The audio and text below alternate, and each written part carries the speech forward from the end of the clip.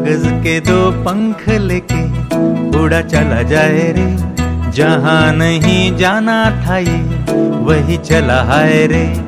उम्र का ये ताना बाना समझ न पाए। Hello everyone, welcome back to the channel. কেমন আছো সবাই? আশা করছি ভালো আছো। সকলে সুস্থতা কামনা করে আবার একটা নতুন ফ্রেশ ব্লগ নিয়ে হাজির হচ্ছি। এখন সকাল ওই 9টা মতো বাজে। এখন থেকে ব্লগটা স্টার্ট করছি। আই হোপ কি আজকের ব্লগটা তোমাদের ভালো লাগবে, তো ফুল ব্লগটা কন্টিনিউ করো। আর সকালবেলা আমি আর মামাম হচ্ছে ওই আগের দিন রাতে হচ্ছে মিষ্টি নিয়ে এসেছিলো, তো সেইটার ব্রেড দিয়েই হচ্ছে ব্রেকফাস্টটা সেরেলাম।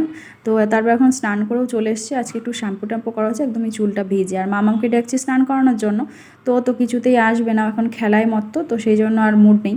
এক একদিন এমন হয় যে স্নান করার জন্য আমাকে অতিষ্ঠ করে দেয়, মানে রান্নাবান্না যদি বসাই না একদমই মানে ইয়ে করতে চায় না, সে কান্নাকাটি শুরু করে দেয়। কিন্তু আজকে দেখো সমস্ত কিছু রেডি করে বসে আছে, স্নান করারই নাম নেই। তো যাই হোক, ভাবলাম কি ও স্নান যখন করতে আসবে। আমি এদিকে ফ্রিজ থেকে হচ্ছে সবজিগুলো বার করে এখন মানে যেগুলো রান্না করবো আর কি সমস্ত কেটে কুটে নিই গুছিয়ে, তাহলে এদিকে একটু এগিয়ে যাবে। আর ও মানে একটু খেলা টেলা হয়ে গেলে ওরও হচ্ছে স্নান করার প্রতি একটু ইয়ে থাকবে, তখন হচ্ছে স্নানটা করিয়ে দেবো।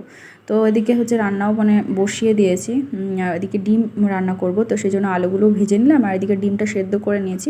এখন ডিমটা ছুলে নিচ্ছি আর কি। তো মামাম কিন্তু এখনও আসার টাইম হয়নি।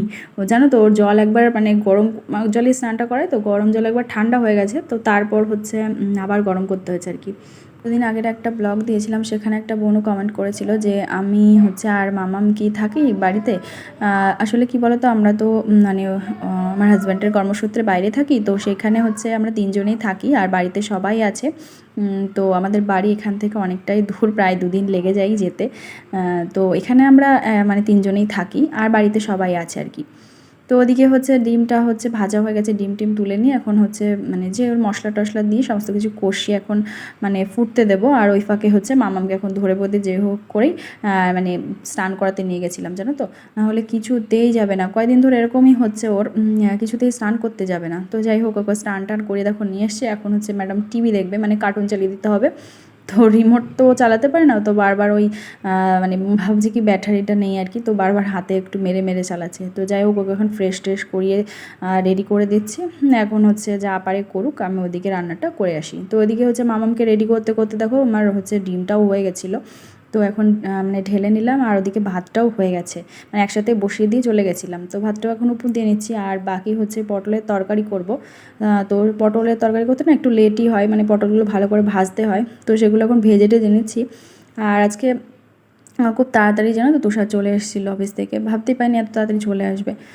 মানে ওর বলছিল হচ্ছে অনেকটা সকালবেলা আজকে উঠেছিল, তো মানে ওই যে নতুন কোয়ার্টারটা পেয়েছি আমরা, সেখানে হচ্ছে একটু পরিষ্কার টরিষ্কার করার ইয়ে ছিল, তো আমিও গেছিলাম, ও গেছিলো। তবে মামাম ঘরে একা ঘুমাচ্ছিল বলে আমি এবার চলে এসেছিলাম। তো গিয়ে একটু জল টল দিয়ে ঘাটাঘাটি করেছে বেশি, তো ওর হচ্ছে একটু মাথা যন্ত্রণা করছে, তো সেই জন্য আর বেশিক্ষণ হচ্ছে থাকেনি অফিসে, চলে এসেছিলো তাড়াতাড়ি। তো আর এদিকে হচ্ছে পটলের তরকারিটাই বাকি ছিল, তো বলছে মাথা যন্ত্রণা করছে, তো তোমার পটলের তরকারি মানে বসানোই রয়েছে যখন, তুমি একটু চা করে দাও। আর এমনিতেই আমার বর একটু চা খোর, যাই হোক। তো ওদিকে চা করে দিলাম, আর এদিকে দেখো পটলের তরকারিটা হয়েও গেছে।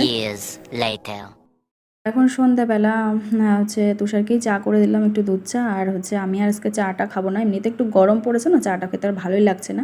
আর ওদিকে আটাটাও মেখে নিয়েছে, আর মামামের অবস্থা দেখো, মানে আমি আটা মাখতে বসলে ওর হাতেও আটা দিতে হয়। তো এখন আটা দিয়ে ওর হাড় কানের গলার মানে কত কিছু করে বসে আছে। তো যাই হোক, রাতে রুটি হবে আর ওই পটলের তরকারি আছে, সেটা দিয়ে খাওয়া হবে। তো আজকের ব্লগটা না এটুকুই রাখছি, দেখা হচ্ছে একটা নেক্সট ব্লগে।